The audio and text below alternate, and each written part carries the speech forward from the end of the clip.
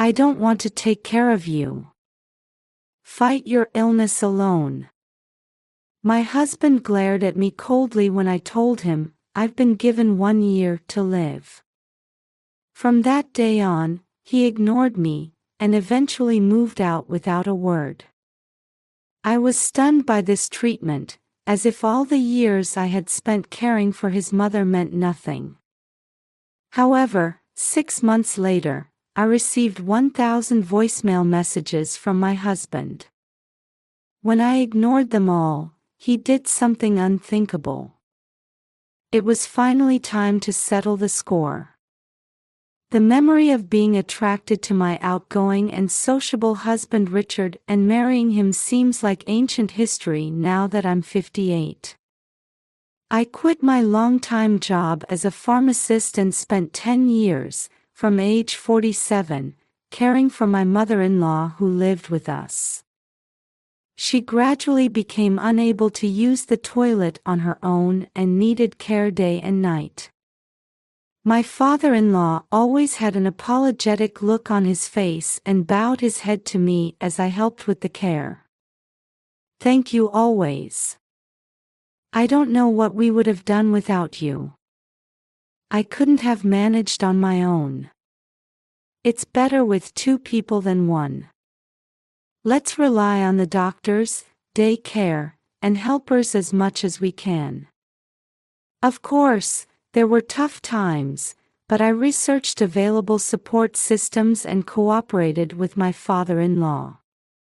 However, my husband never helped, saying, caregiving is the wife's job, and instead started coming home later and later from work.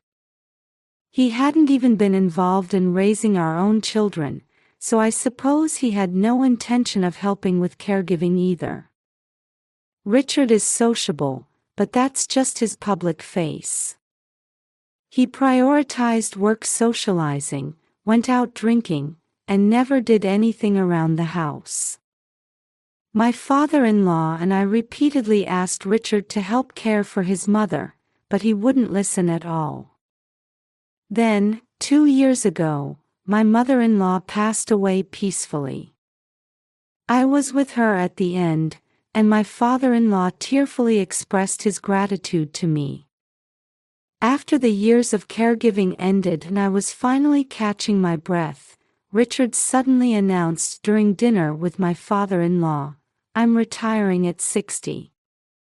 I'm turning down the reemployment offer and quitting work entirely. Hold on a minute. The retirement money won't be enough to pay off the house loan if you retire at 60. I'll find a job too, so let's work together until we can manage the payments. I hurriedly tried to stop my husband, but he got angry. What? You're telling me to keep working like a horse. You're treating me like an ATM. There should be job openings for pharmacists, and I'll start working right away too. Don't be ridiculous. You've been a stay-at-home wife all this time, taking it easy. Using caregiving as an excuse, how self-righteous. You can work alone and pay off the loan from now on. My husband yelled, banging on the table, making the dishes rattle and nearly break. But I gave up the job I loved to care for your mother.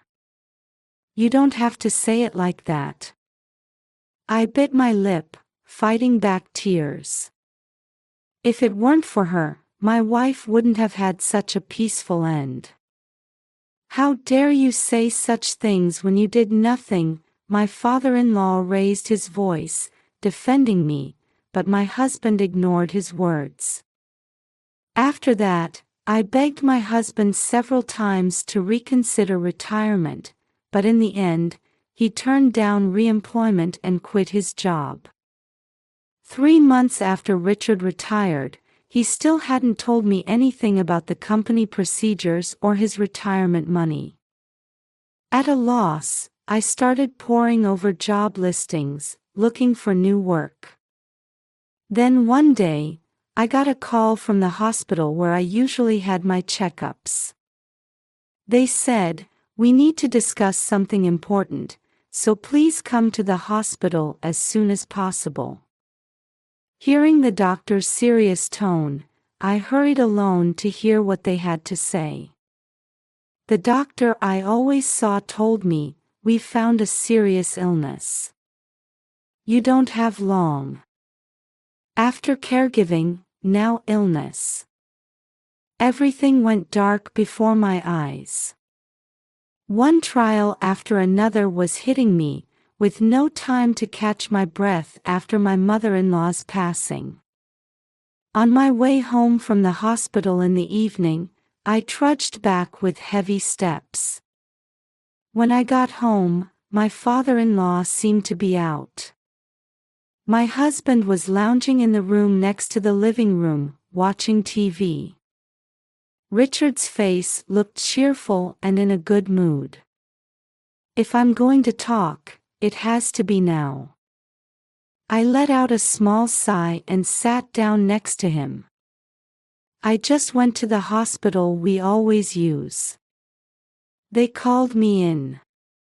It seems they found a problem in my health checkup, and, well, they've given me 1 year to live." As I broached the subject, my husband, still lying down and not even looking at me, clicked his tongue. "I'm at a good part in this show." He spat out irritably, making a shooing gesture with his hand. "But, honey, they said I only have a year left. They told me my condition will keep getting worse, and I might become bedridden." As I desperately tried to explain, he turned just his head to glare at me. "Huh? What did you say? I don't want to take care of you. Fight your illness alone." My husband got up with a loud noise and started walking to his room. "Wait a minute. This is important. Please listen." "Shut up." As I clung to him trying to explain, Richard yelled and shoved me away. I hit my head on the hallway wall and collapsed on the spot from the pain shooting through my neck. From then on, my husband ignored me. Even when my father-in-law tried to talk to him, Richard rejected even his own father. Then, about 2 weeks after I received the terminal diagnosis, I came home from shopping to find the house empty. My husband had moved out without saying a word to anyone. Moreover, all the valuables were gone, including the jewelry I had bought and treasured since I was single. Does this mean I've been abandoned? Remembering Richard's words, I gritted my teeth. I felt betrayed, but considering our future living expenses and loan repayments, I couldn't leave my husband as a missing person. I asked for help everywhere to find his whereabouts. Gradually, Richard's terrible secrets came to light. How could he? I can't believe it. I'll never forgive him. Furious, I continued to track down my husband's whereabouts, determined to get revenge. Then, 6 months later. "Hey, what's the meaning of this? I need money. Do something about it." One day, I received 1,000 voicemail messages from Richard. When I played them back, he was ranting one-sidedly about various things, but I didn't answer the phone and completely ignored him. As the voicemails kept being recorded, my husband must have thought the phone wasn't getting through, because he said, "I'm coming over there now." Finally, the time for payback has come. My eyes glittered as I waited for Richard to come home. "Hey, you're here, aren't you?" About 30 minutes after the last call, my husband appeared at the house. Richard, who came into the living room, looked gaunt and his voice was hoarse. On the other hand, I was sitting silently in the living room chair, with glossy hair and vibrant skin. He was startled by my healthy appearance as he weakly sat down in the chair in front of me. "What do you want now?" I said coldly. My husband fidgeted with the hem of his now baggy clothes and started talking about what had happened. According to him, he had been living off the money he took, but his health kept getting worse. Suffering from headaches, nausea, and high fever, Richard quickly went to a new hospital he found where he had moved. However, my husband had forgotten to change his insurance after retiring from the company. "You've always handled the paperwork, but you slacked off. Because of that, I had to pay all the medical expenses out of pocket. You retired on your own and never told me anything about your retirement arrangements. How was I supposed to know you hadn't switched your insurance?" I retorted with a sigh. I had taken care of my own health insurance procedures to match my husband's retirement. When I tried to ask if I should take care of his procedures at the same time, Richard had ignored me. "Well, I thought I'd be fine because I had $150,000 in retirement money. At first, anyway." His expression clouded over as he spoke, and he hunched his shoulders. Listening to his story, it seems my husband thought he'd be okay paying for medical treatment out of pocket for a while, feeling flush with cash. However, the new hospital started all the tests from scratch, and with the continued high medical bills, he quickly ran out of money. My husband was grumbling complaints, but suddenly he looked at me and tilted his head. "By the way, I've been thinking since I got here, why do you look so healthy? Didn't you say you were given a year to live 6 months ago? Oh my, didn't the new hospital doctor tell you anything? You seem to have misunderstood, but it's you who has little time left due to illness, not me." I'll never forget my husband's face at that moment. Richard was so shocked that his eyes widened, and he froze like a robot with dead batteries. On that day when the hospital contacted me, the doctor and I had decided that I would tell my husband about his condition. With his limited life expectancy, it was necessary to inform him as soon as possible and at the right timing. But you wouldn't listen to me at all. Huh? That was about me. You should have reported it properly. Are you trying to kill me? What could I do when the person who misunderstood that I was sick ignored everything I said and ended up leaving the house?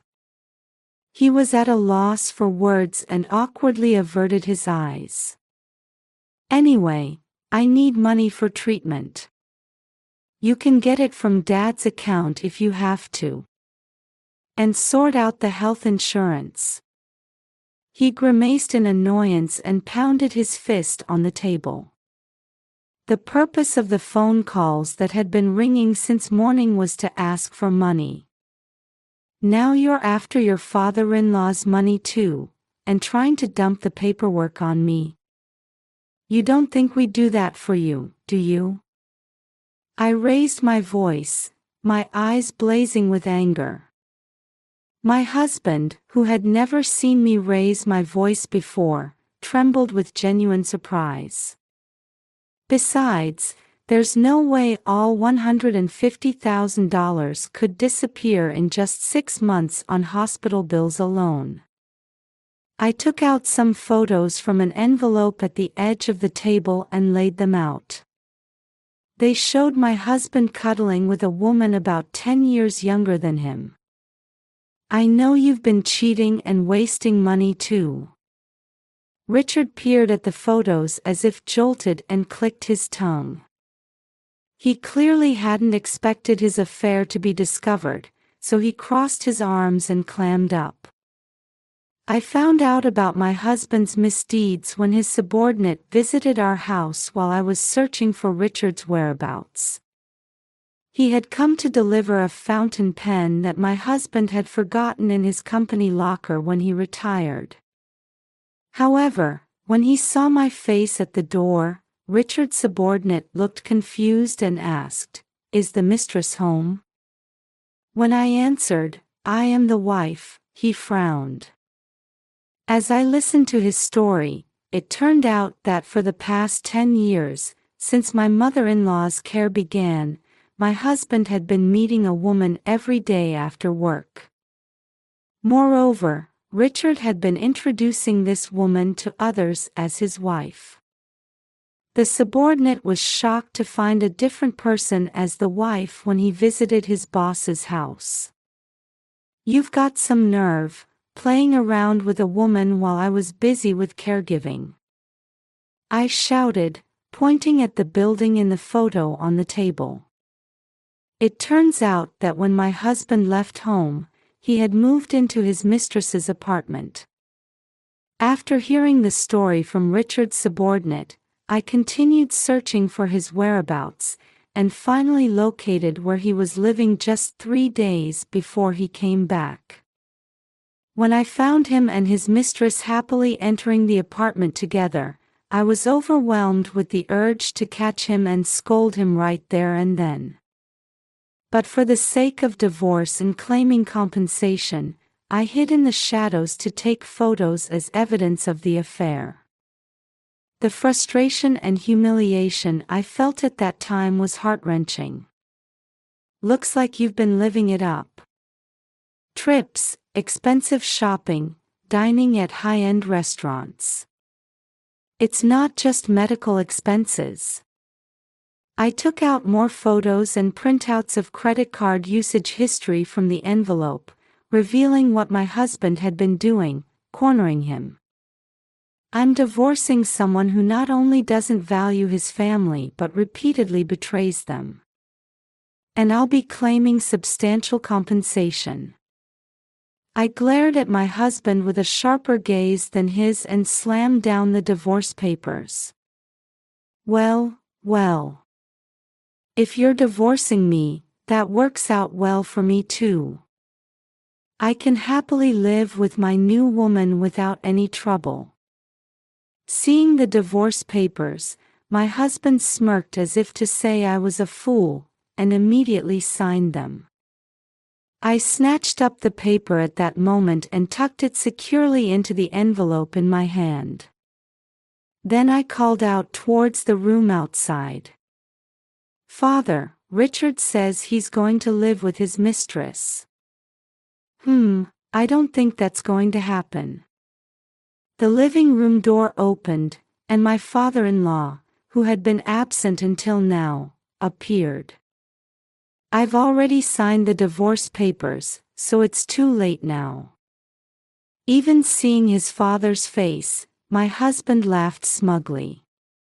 Actually, my father-in-law had been cooperating all along, helping to search for my husband's whereabouts and investigate the affair. "When I heard you were coming back, I went to meet your woman. We had a long talk, and I just got back." As my father-in-law spoke with a smile, Richard's face gradually turned pale. "So, how did it go with the woman?" I told her that there are consequences for straying from the path of righteousness. I said we'd be claiming compensation. She must have been quite surprised. I smiled confidently. Only my husband was left sweating and gulping nervously.